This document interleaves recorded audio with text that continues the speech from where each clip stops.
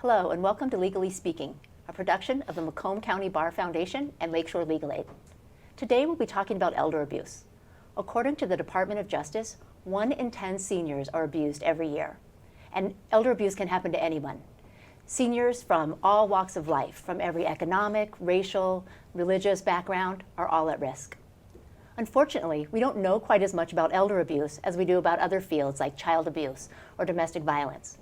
But we do know that it's drastically underreported. Only 1 in 23 cases of abuse are reported to Adult Protective Services. Today we have 2 experts in elder abuse to help us understand this issue better and hopefully get seniors the help they deserve. We'll be right back.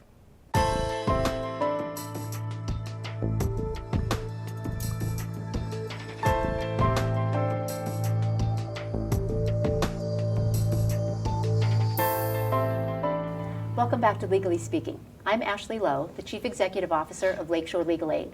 Lakeshore is a nonprofit law firm that provides free legal services to low-income people, seniors, and survivors of domestic violence and sexual assault throughout the state of Michigan. Today we're talking about elder abuse, and we have 2 experts on that topic with us today.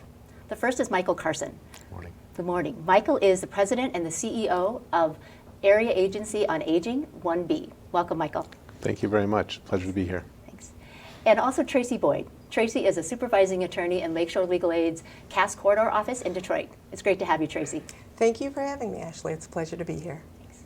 So Michael, maybe you could start and talk a little bit about your experience. You have a vast array of experience working with seniors. Can you talk about that and what brought you to your current position? Sure, I'd be happy to. I started in the nursing home business, working predominantly in Detroit and running nursing homes, and then from there went into the assisted living world. Which was licensed and non-licensed, including memory care. And then I went to Henry Ford Health System where I ran the PACE program and then transferred to HAP, Health Alliance Plan, to do the dual eligible demonstration for My Health Link. And then from there I oversaw complex care management in the state of Illinois for United Healthcare and Optum before coming back to the job I have currently at the Area Agency on Aging 1B. It's the dream job for me. It's a place I always wanted to be. It's where you can work with everybody in the field, but you're not in a competitive place. You're bringing people together for common good and for common purpose, and you're able to fund many programs and really benefit seniors. So I'm really happy to be here. That's wonderful. You have a family history of working with seniors, right? Your mom was in the field as well? She was, yes. Good research. Yes, I grew up in the business. My family owned about 8 nursing homes, and I started in the nursing homes painting as a high school job in the summer, and then did almost every job you can imagine before becoming a licensed administrator and then a regional, then running all the homes that we had. That's a great way to learn it, right? To kind of see all the different elements that go in. It was part of the culture of the family, from the evening conversations to daytime and everything else, but it was a great experience. That's wonderful. Yeah. Can you talk a little bit about the Area Agency on Aging and what that organization does? Sure, we're a nonprofit. And we are there to make sure that seniors and adults with disabilities have all the services they need and the resources necessary to allow them to live as independent as possible in the community. We have wraparound services that help people from every aspect, from transportation. We have a resource center, which is non-biased information for people that would call, whether it is a client or a caregiver. We have home-delivered meals, Meals on Wheels, congregate meals as well in different sites. We have a Medicare and Medicaid program, which allows people that would normally end up in a nursing home to get services in their home. We have services that allow people the guidance they need, whether they're accepting Medicare or Medicaid services, that help them guide them through the different coverages and what's necessary. We have advocacy, and we're very active in our advocacy to make sure that legislators know about senior issues, things that are going on. So we have a wide variety of services, and we have funds that come into the agency that really are pass-through dollars that we give out to different organizations and different vendors and contractors to make sure that services are provided in our 6-county region. And what is that 6-county region? Sure, it's Monroe, Washtenaw, Livingston, Oakland, Macomb, and St. Clair County. Wonderful. And so you work with different providers in those areas to help provide all those services? We do. We just opened up new contracting for the next 3 years as part of our new annual plan, and our new contracts are going out. And at that point, we're contracting all types of different services to make sure that the funds follow the mission and the funds follow the need and take care of needs throughout our different counties. How big is the organization? How many people do you have on staff? About 165. And then we also have volunteers for our MAP program, which is our Medicare program. And so we have a good number of people that are supporting the agency all the time. Are most of those people social workers? Are they lawyers? What's the We have the social mix? workers, we have nurses, we have financial area, we also have communications, we have experts in transportation and experts in contracting. So just a lot of different expertise and a lot of dedicated people. That's wonderful. Thanks. My pleasure. Tracie, I'd like to hear a little bit about your experience. I can say that everyone at Lakeshore considers you an expert on elder abuse, and we turn to you when we have questions. But can you talk about your career a little bit and how you gained that experience? Sure. So I've been a practicing attorney for approximately 23 and a half years, and I've had various different jobs along the way. I started out doing criminal defense and criminal appeals, so I got to see elder abuse issues from that angle first. And that was disturbing to me because I always took the philosophy as a criminal defense attorney that it's most important that the due process rights and right to counsel rights were protected for my individual clients. But still, that element of power and control, the exploitation element that all assaultive type crimes have, was disturbing to me.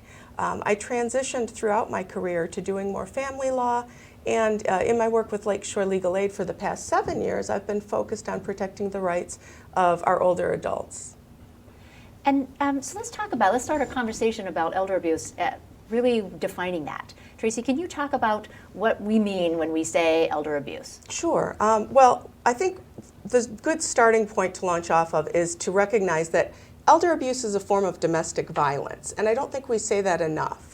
I think it's important to recognize that all forms of elder abuse, whether it be physical abuse, sexual abuse, emotional, mental harm, or financial exploitation, all come back to that element of power and control that defines the domestic violence relationship. So it's all part of the same category of that power and control exerting on somebody who's vulnerable. It is, exactly. Except here we're dealing with adults who are vulnerable not only because of familiar relationships with their abuser, not necessarily the intimate partner relationship, but the caregiver relationship or the adult-child relationship. And that's what makes this particular set of crimes that much more disturbing and heinous, I believe.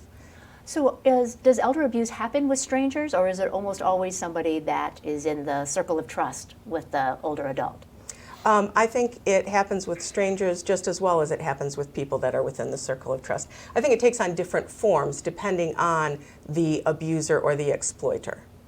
So talk a little bit about that. Talk about what it might look like for a stranger. When would that turn into elder abuse? Well, the most ready example that comes to mind are the home shopping network, but also things like the telephone solicitations, the fake charities, preying on an individual's trusting nature and a desire to be generous and to give.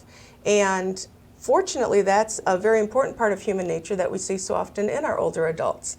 They want to support cancer research. They don't understand that the person on the other end of the phone is not going to use the money they give them to support cancer research, for example. And that's just one example of a stranger taking advantage of an older adult or a vulnerable adult. And that's a form of financial exploitation. We also have physical and or sexual abuse, physical violence, that happens not only with caregivers, but also with complete strangers. Oftentimes, if a person has the mindset to commit a physical crime against a person, they seek someone who is vulnerable. No one in our society is more visibly vulnerable than an older adult person, specifically if they have mobility challenges. Right, so Tracie, talk a little bit more, if you can, about those risk factors. When is someone, an older adult, more vulnerable than at other times? Well, I think one of the more common ones that people key upon is a capacity issue. If an older adult has a lack of capacity for decision making, more easily influenced, isolation is an important point to keep in mind too. A lot of our older adult individuals lead lives that are very isolated. They don't have a lot of friends. Sometimes their family only visits them very infrequently, depending on the relationship they have or the family dynamic that they've been brought up in. And with isolation comes the need for human contact. and the wanting to have new friends. That puts an individual in a very precarious situation because you may seek to trust or to befriend or to love someone that sole purpose or sole goal is to take advantage of you. And maybe Michael, you can address this. Has elder abuse changed over time? Does it look the same now as it did 20 years ago? I think it has changed. I think technology has a lot to do with the change, and I think the extended family going away really has changed it as well. With technology, many of the seniors are not really up to date on the technology, and in doing so, as mentioned, they could get a phone call saying that they have to provide the IRS some information. You could have loved ones in the house who you would think are taking care of them, but really they're keeping someone for their Social Security check and living in a bad environment. We have experience at times, and I've experienced in my career, where meals are delivered to the home for the senior, but they don't get those meals, that family members are eating those meals, and then you have nutrition issues with those seniors. So yeah, I think it's changed a lot, and I think we're seeing a lot more of it. And it also appears to me that there's a lot more dependent either children or other adults that are coming into their homes and living with them and taking advantage in many different ways, from taking Social Security checks as well as even stealing medication. So there's so many different realms that go on in there. So yeah, I believe it's changed a lot. So we're seeing more, not just immediate family maybe, but grandkids or extended family coming and taking advantage. Yes, and I believe caregivers as well, borrowing money or asking for money, or getting into their heartstrings about that they need it, their children need money or they need something. And it's a very proud generation. And it's a very trusting generation that has worked hard their whole life and really values people, and they don't have that same sophistication, I think, that the younger people have currently with different schemes and things on the internet and different fraud things on the phone. So they think they get plugged into that really easily, and they are taken advantage of. Right. So I've read that the elder population is going to double in the next 30 years. Yes. How do you see that having an impact on elder abuse? Do you think we're going to see more? Will we be addressing it better? Have ideas about that? I think we will see more. I think volume alone will determine more. It will be interesting to see as the baby boomers now age in with a higher level of sophistication with some of the technology and stuff. Will they be more keen to it, and their children to see what the involvement is with the children? So I do think it will continue, but bringing education and bringing awareness to the problem is, I think, the key number one thing to do. So if someone calls our agency or we believe there's elder abuse, we will reach out to Adult Protective Services and notify the police, because we want immediate intervention to make sure that the adult is safe. Great. So by doing that and taking those steps, we're fulfilling our need to make sure that we're taking very aggressive action to try to safeguard someone. Wonderful. Yeah. Tracie, I know you've done a lot of representation of seniors. Can you talk about what some of these issues that present themselves when a senior comes into your office? What kind of issues are they bringing to you? Well, initially, a lot of seniors are reluctant to disclose because the person that's taking advantage of them or physically abusing them or neglecting them or ignoring their self-neglect is a person that they love or a person that they depend upon for their day-to-day living. And that's difficult, particularly when you are also going through the isolation that occurs with a lot of older individuals that are still living independently. So a lot of times what happens when I speak with an older individual, it's about a safe topic, like wills. So I do a substantial amount of estate planning with folks, and I always call wills the gateway drug, because that's what opens the door for folks to open up and to trust me a little bit more, and so we can talk a little bit more about things that are going on in their personal lives. And so as an advocate and as a reporter, I have to make sure that I'm looking out for any red flags that might be raised while we're going through the estate planning process. So let's, I can give you a real life example. I can talk about a wonderful woman that I was helping with her estate planning, and what we were working on had nothing to do with food, right? We were talking about giving away things, we were talking about structuring her real estate so that she wouldn't have to go through probate court. And she mentioned to me that she was getting very tired because she hadn't eaten yet that day. And so I asked her a little bit more about that, and it turns out what was going on was that one of her adult children had gone through the foreclosure process, and he and his wife had moved in with mom, which unfortunately is very common in today's economic situation. They had moved back in with mom, but they had created such a situation that mom was restricted to her own bedroom and was very limited as to when she could access the restroom and her kitchen. They did this through a variety of mechanisms. There was an element of domestic violence between the married couple that were living in the home. That made my client very scared to go out when they were fighting. But more importantly, they were exercising power and control over mom because they were eating the food that mom would buy with her Social Security check. They were controlling whether or not mom could cook for herself. So one of mom's workarounds was she bought a mini refrigerator and a microwave to keep in her bedroom so that she would have some resources that she could use. It still limited the times of day that she could exit the home safely and return to the home safely, and that really restricted her quality of life. So in talking about that, we talked about different ways that we could try and address that, because one of the things she was very afraid about was talking to the police. And that was because it was her child. That she didn't want to get her child in trouble with the police. Because she still loves him. But she recognized that she was not in a safe situation and she was not in a healthy situation for herself. So we talked about what would it look like if we took different angles to try and address it with her adult child. What we ultimately figured out is that since she had the role, arguably, of a landlord, that we would evict him and see how he reacted. But we also had that element of a potential physical danger for our client. So we had a pre-planning process. We talked about things that could not be replaced, such as her photographs, antiques, mementos from her deceased husband. And we made sure that those were all securely locked in her bedroom. We did this over a several-week period. Then we went and applied to the court for a personal protection order against the adult child, which was granted.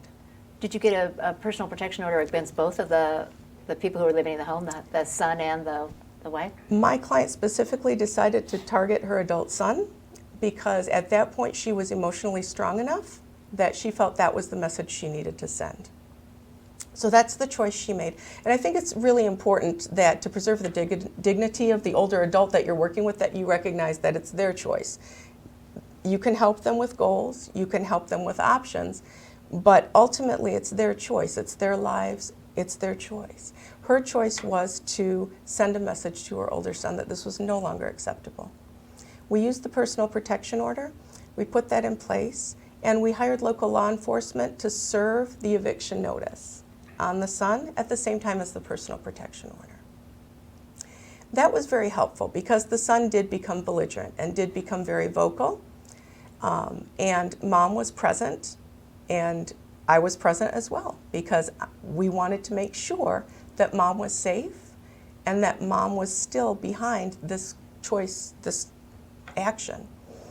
And when son became belligerent, the sheriff was amazing and said, no, we're not going to do this. Did you understand that vulnerable adult abuse in Michigan is a 15-year felony? And that's when it really hit home. The sheriff assisted the son and the wife in extricating their personal belongings from mom's house. We worked with some local businesses to help mom get her locks changed. And she's had no problem since. And so that was really rewarding because now she has a much higher quality of life. Right. She was in control for the first time in a very long time, and that was really important to her. And interesting that she came to you not to talk about that very big issue in her life, but something, a different avenue that she came to talk to you. Right, exactly. And that goes back to something, Michael, that you were talking about. You were talking about the importance of education amongst our older adults. And I think with education comes acceptability. I think it's becoming more and more acceptable for us as a society to talk about the fact that our older adults are being exploited and are being abused, most often by their intimate partners or their adult children. And I think that as it becomes more and more socially acceptable for us as older adults to have those conversations, I think you're absolutely correct. Not only based on volume of the older adult population will we see a rise in reported incidents of elder abuse, but because of the education and because it's more socially acceptable as a society for us to acknowledge this exists. I agree. So what else can we do for prevention? Talking about it, getting the word out, and letting people know what's acceptable behavior and what's not seems very important. Are there other things that we should be doing in our own lives or as a society to help reduce the incidence of elder abuse? I think one of the key things is to make sure that people look for certain signs. I mean, to look for, the typical things you'd see in physical abuse, bruising or malnutrition, different things along those lines, as well as it could be someone in the bank who sees a son or daughter taking money out of an account. It can be a lot of different triggers, but getting back to the education and putting it there for the people that interact with the seniors, that see it on a day-to-day basis, to be able to recognize the warning signs and then to take the action and make a phone call, and then just to see where it is. It might just be very harmless and it might be very legitimate, but it might not. But for the ones that it's not, it's good to get the interaction and to help the senior immediately. And Michael, you talked about if people contact the Area Agency on Aging, that some of your staff might call Adult Protective Services. Is that if somebody thinks that they are a victim or that they are someone that they care about is that the call to make? Is that where they should be reaching out? There's many different places they can call, but if they do call our agency and there's any form or any suspicion of abuse or they're reporting abuse, we will open a case and we will call Adult Protective Services and we'll notify the police, as I mentioned. Our immediate response is to make sure that someone is safe and to make sure there's an investigation from the Adult Protective Services. We have workers that are in homes all the time, and in doing so we are also looking for it that way. So we report on multiple different mechanisms, and we have mandatory reporters in our agency as well. And Tracie, what about Lakeshore? A lot of our work is involved in being reactive. If someone comes in and is expressing a concern, is there work that Lakeshore is doing to help in prevention? Yes, we do a lot of community education. We do a lot of outreach. We go to senior centers throughout the 14 counties that we serve through our local offices. We not only do educational outreach for older adults so that they know what to look out for, but we're spreading our outreach to union halls, and we're spreading our outreach to training the trainers and talking with individuals that work in home care agencies, for example, so that they know what to look for and they know what to do if they sense that an older adult is being abused or exploited. And I wanted to go back to something that you touched upon, Michael, Adult Protective Services. Yes. In Michigan, we have a robust Adult Protective Services agency. It's centralized reporting and it's anonymous reporting, just like Child Protective Services. I think it's important for individuals to realize that any individual, including the person that believes they might be abused or exploited themselves, can contact Adult Protective Services in Michigan. And that number is, if you have a landline, that's a toll-free number as well. It's 855-444-3911. And that's important to realize, because if you feel that a caregiver or a loved one is taking advantage of you, you can start that investigation anonymously on your own. So you don't have to wait for somebody to come in and recognize that there's a problem. Exactly. Right. And it's not something that the person who's doing the abuse will necessarily know who did the reporting. Correct. That's great. And so if someone is looking for legal help that relates to elder abuse, how can they reach out to Lakeshore, Tracie? They can contact any one of our local offices. They can also contact our centralized call center. And I believe the number is going to be on the screen. So they can reach out, and what will happen is we'll take them through a brief interview over the telephone, or they can walk into any of our local offices, and we have attorneys that can meet with them when they walk in as well. And we basically talk to folks about anything they wish to talk about. If they wish to talk about a will, and then we learn through that conversation we might need to go down a different road, we can assist them with that. But we talk about options first and foremost. We always want the client to be in control of their own situation, and they might not be ready. And that's something that we as professionals need to understand. We can talk about options, but if the client is not prepared to take a step forward, then we have to respect that choice. So we can always give them the tools But then we need to step back and we need to let the individual make their own choices. It's really important for caregivers and family members to understand that as well, that we might not necessarily jump right in. And that's an important point too, because I don't want to perpetuate the abuse or the exploitation, right? If it's not a decision that the older adult I'm working with is ready to make or willing to make, I can't force them to make that decision. That in itself is abuse and exploitation. And I think through education of caregivers, that will also go a long way in preventing unintentional abuse or exploitation. Because a lot of times caregivers think they're doing the right thing, right? They have their mom or their dad's best interest in mind. Mm-hmm. But in reality, they're not listening. They're not paying attention.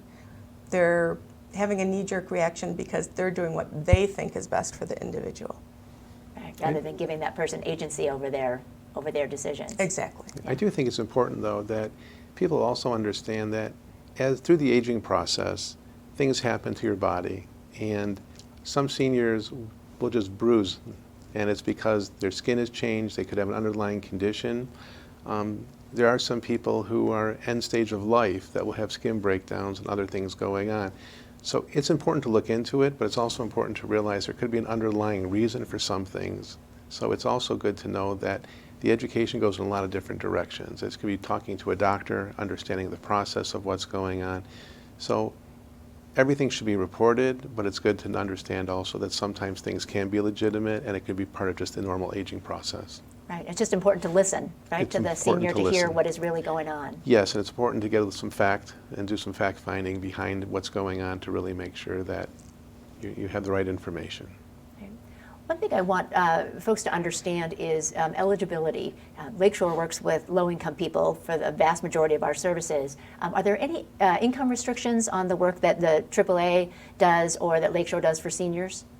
Well, our resource line is really open to anybody. It's open to caregivers, seniors, anyone that wants to call it, and we do over 50,000 calls a year, and there's no cost for that service. It's unbiased information. We also fund elder abuse through some of our different funding sources in each county. So we're out there doing it. So yes, they can just call us up, and income is not an issue for us as well. And likewise for Lakeshore, the work that we do with our older individuals, our grant funders have been very kind. We don't have the income or asset restrictions that we do with our non-senior individuals. And that's wonderful because the federal poverty guidelines are set so low. It's so difficult and frustrating that an individual who is receiving Social Security retirement and is just barely making it every month may not qualify as somebody who is under the federal guidelines considered to be living in poverty. So with our senior funding, we are able to help senior individuals age 60 or better with any type of civil legal need that they do have, regardless of their income, regardless of their assets or investments. And before we end today, I'd like to talk about Older Michiganian Day. Can you talk about that, Michael? I would love to. It's a great day. It's in Lansing, and senior advocates from all over the state will come to the Capitol lawn. And we're always hoping for good weather. And there's many speakers, and it's just a time that everyone gets together to really let everyone, all the legislative people and all the governor and everyone know that the senior population is large and has a lot of different needs, and we want to make sure that our voices are heard, that we're always looking for funding and programs to make sure that the quality of life for everybody in the state is met. We know that the generation, our baby boomer generation, is going to max out. Currently in our region, we have over 730,000 seniors, and we know that population will continue to grow, and that's just one part of the state. So it's a great day for us. It's a rally, and it's a time for camaraderie and coming together. It's an exciting day, and we encourage anybody that would like to join us on the Capitol lawn. Wonderful, thank you. Thank you. Well, thanks both of you for being here and really help us all understand a lot more about elder abuse and what we can do to help those people in our lives who might need it. So thanks so much for being with us. Thank you for having us. Thank you for inviting us. And thanks for joining us on Legally Speaking.